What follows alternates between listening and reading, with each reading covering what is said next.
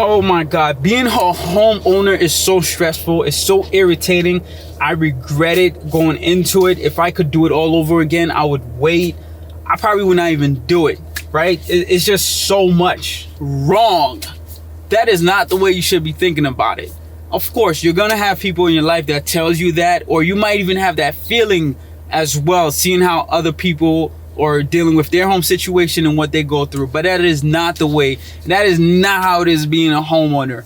And I will tell you exactly what my experiences have been and hope it can enlighten, if you're thinking about doing it, why you should go for it and just do it.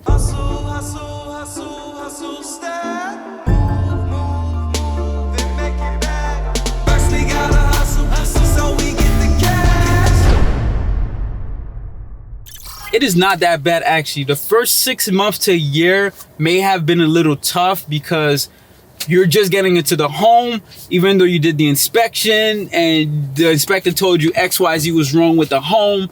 But actually being inside of that home, you get to experience what it's like living in there, and you see all the things that's wrong with it. Using the same scenario that I've been using all along, you're making $60,000 a year, you went and purchased a home that's $420,000. It's a 2-family home. You're renting out one unit, you're living in the other. Things are actually pretty good because if you're thinking about it, you're collecting rental income that's helping you along the way, that reduces your mortgage, your total monthly mortgage expenses, as well as providing you a shelter that once you're done paying, it's completely yours. You can do whatever you want with it. Owning my first home was pretty tough for me because I was working far, and the nearest city I was able to afford it in was actually not in New York. I was working in New York, in Long Island actually, and had to travel all the way to Jersey City to get to my home. So that's like a few towns over.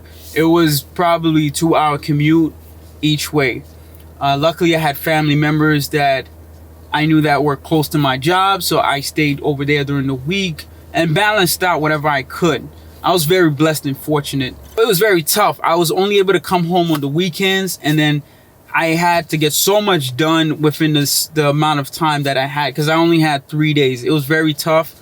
I had to come back home on a Sunday morning because I had to go to church. As much as I can give back, that's just how I am. It opens up the life portal for me to be able to succeed. I am not going to lie to you. In the beginning, it is tough, right? You're there at the home. I had a pretty much 4-level house, no tenants. It could feel a little bit lonely sometimes because you're just coming to an empty home and you had all this stuff to do, nobody to really rely on.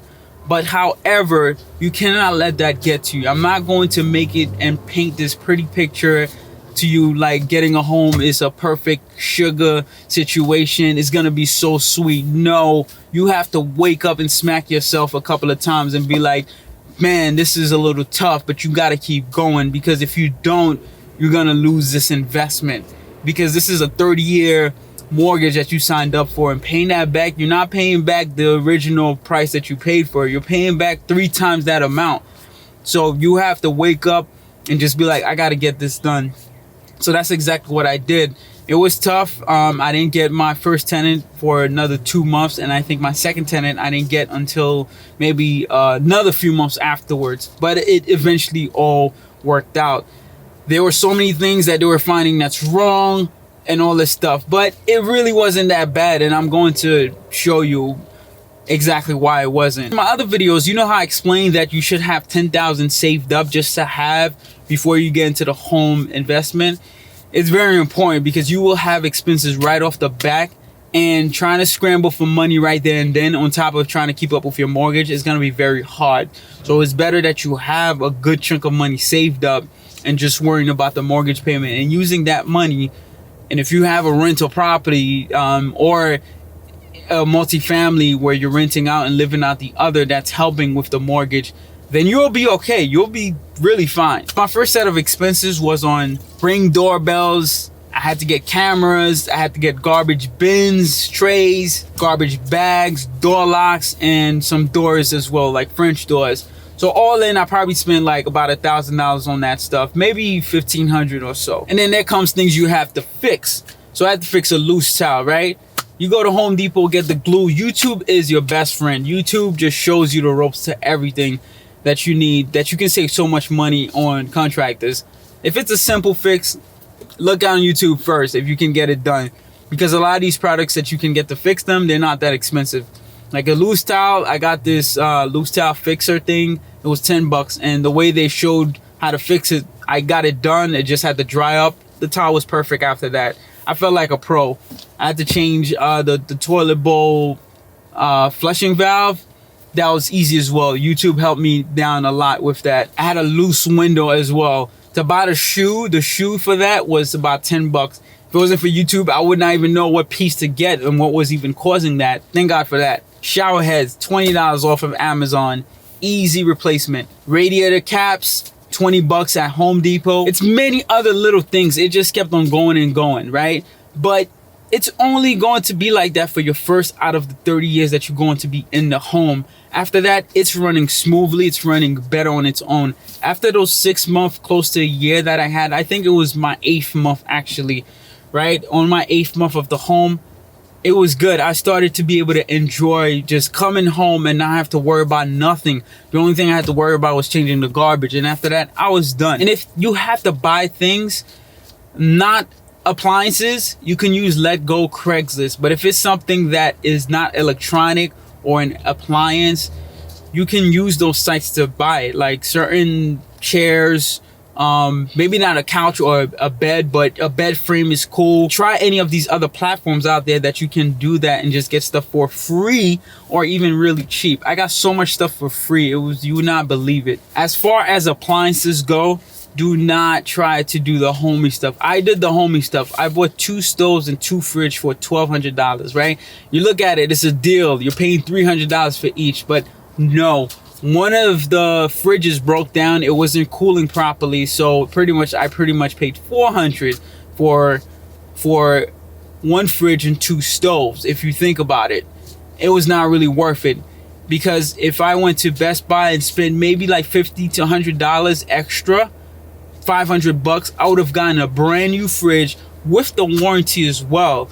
It's beautiful. Like, I don't have to worry about anything. I can just call them up and be like, this is not working, and they'll bring and send something. They'll send someone to the house to fix it, right? It's really not worth it buying appliances from the homie or getting it from one of these sites that I mentioned, like Let Go or Craigslist before. You're not really going to save yourself. It's better to have the warranty. It lasts you like 4 or 5 years. You don't have to worry about it. And it's brand new. You don't have to worry about nothing for that amount of time. This is good too, especially if you're renting and your tenants tell you, oh, my appliance is not working. Instead of waiting for you to get home or you trying to rush home, you can just call Best Buy, PC Richards, or whatever store you got it from, and they'll come and send somebody to fix it. Remember to purchase warranty for everything. Do not just buy something and thinking it's gonna run smoothly. And I'm not talking about the manufacturer's warranty. If they have extended warranty from the store that you purchase from, because they'll get to it quicker and they'll usually come to your house to do it and fix it. Some of these things that you should get warranty for, or termite damage warranty.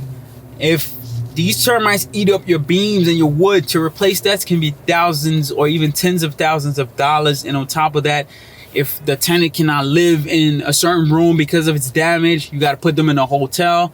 Your insurance is going to cover that, definitely, but what's going to happen is you'll end up paying more for insurance down the line. So it's better to have a dedicated company that handles that kind of stuff instead of just letting the insurance handles all that stuff. Your appliances, as I mentioned before, you can just call up the store and they'll send somebody to fix it or even replace it for you if they can't fix it. Your furnace for the heat, or even your water heater, the utility company has a plan for that for me. So the furnace I have, the house came with it, so was the water heater.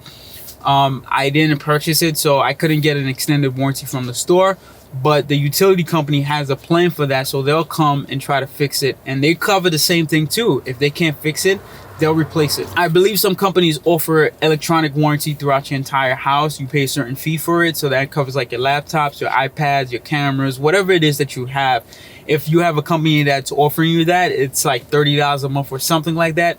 Do it, because it's going to really save you in the long run. If something happens, something blows up, the house catches on fire, whatever, before it gets to your actual warranty, let that company cover it, so that way your homeowner's insurance does not have to cover that and ends up going up so high. You know, you don't want that headache of trying to fix these things. I did that a little bit in the beginning, but then I realized I do not need to be doing that. It's a tax write-off. It lessens your taxable income because remember, especially if you're renting out the home, you're bringing in more income. Your income will be whatever you get from work plus whatever difference that you're getting in minus the expenses of the home from your rental side of the house. So it's very important that you spend a bit and enjoy the home. It's better to have a much better practical way of living instead of having to worry about these things, because it stresses you out when you have to fix things all the time. That's where the problem really comes from. People who panic about homes, you know, just get the warranties, get the extended warranties and all these things on everything that you buy. The only major repair that I had to do was when my boiler return pipe was pretty much popped up in a couple spots, right? It's done. The thing is like over 50, maybe 100 years old, never got replaced. Because when they replace the furnace, that's all they do. They don't really replace the pipes that are connecting to it. So you have to replace that every 30, 50 years or whatever. But they last very long. So it's a good investment. So that plus the damage that it caused to my bathroom was probably in total maybe $12,000, right? But here's the beautiful thing. I mean, I paid for the expenses to get everything done right away because I just wanted to get rid of the headache of doing it. But the insurance company reimbursed me back on most of that money. So, you know, you may sit there and be worried like, oh man, I got to do X, Y, Z. But one of the beautiful things about owning the home and having the homeowner insurance is when you do have major expenses, that's when you should definitely have them step in and handle that, because that is more of their specialties. But if you have dedicated services like termites, appliances, do not rely on the homeowner's insurance to cover that for you, because it's just going to go up for no reason. You want to save it for those big days, for the big rainy days where you have major expenses like a bathroom. I had to completely demo this bathroom and pretty much reinstall everything, buy all brand new appliances for it, a new shower, new toilet, new sink, new everything.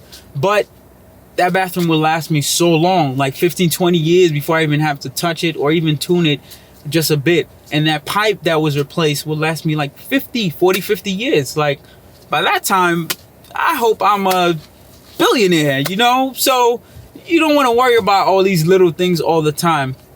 And guess what? I didn't do no work. I just got a good contractor. If you don't have a bad contractor or someone you can't trust, or you don't even know any good ones, then you're going to try to do it yourself. That's when the headache comes. But if you have a good contractor, you may have to pay him a little bit extra, whatever the case is, but it's totally worth it. It's a tax write-off. You don't have to worry about it. Once they're done, that's it. Everything goes back to normal. Especially if you have a part of your home that you're renting. If it's in the part that you're renting, then it's best that you use a professional contractor or a professional person, period, to fix any little issues that may occur. Besides that big major repair that I had to do, every other project I had for the home were much smaller, a few thousands of dollars, whatever, just make things more cosmetically appealing.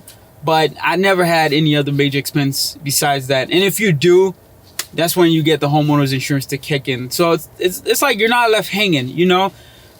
Really, like I explained, the first 6 months to a year, it's a little rough. You're trying to see everything that's wrong with the home. But after that, you're good. Like, I'm chilling right now. Every time I go home, change the garbage, I'm done. But I get to live and enjoy my home and not have to worry about anything.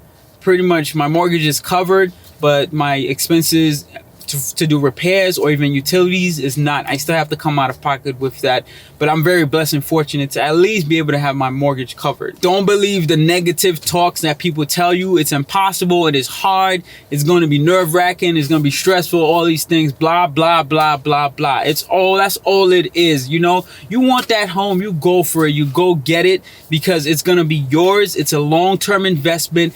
Everything that comes good to you never is easy in the beginning, but after you get over that first hump, it is just living in paradise, in a sense.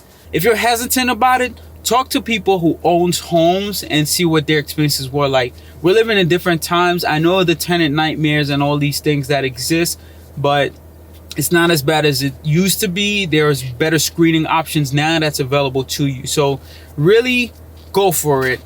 Please subscribe if you haven't done so already. Drop a comment if you can. Let me know your thoughts, and let me know if you're planning on buying something, or if you are in home, what your experiences have been within that home. I would love to share, and it's good you share with others as well. So please stay tuned. I will be coming out with more series. If you have any topics you'd like me to cover, or experiences of myself that you would like me to share, definitely let me know in the comments below. And peace, stay safe, and until next time.